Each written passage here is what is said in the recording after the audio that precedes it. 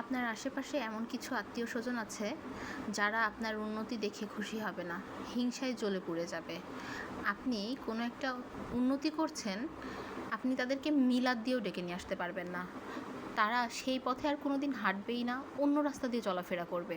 কিন্তু আপনি যে উন্নতি করছেন এটা তারা সহ্যই করতে পারবে না। আছে না এরকম কিছু আত্মীয়স্বজন? আসসালামু আলাইকুম।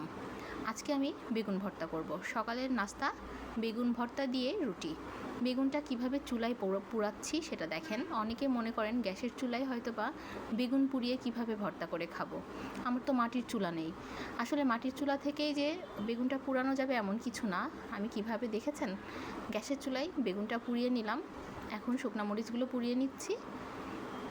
শুকনো মরিচ পুরা দিয়ে বেগুন ভর্তাটা অনেক মজা লাগে। অনেকে কাঁচামরিচ দিয়ে করে, আমি আজকে শুকনো মরিচ পুড়িয়ে করব।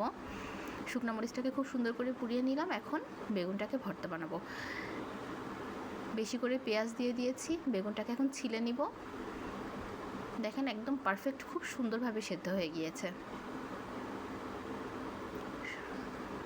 সরিষার তেল দিয়ে লবণ, শুকনো মরিচ, পেঁয়াজ দিয়ে ভালোভাবে চটকে নিয়েছি। এখন ভর্তাটাকে বানিয়ে ফেলবো।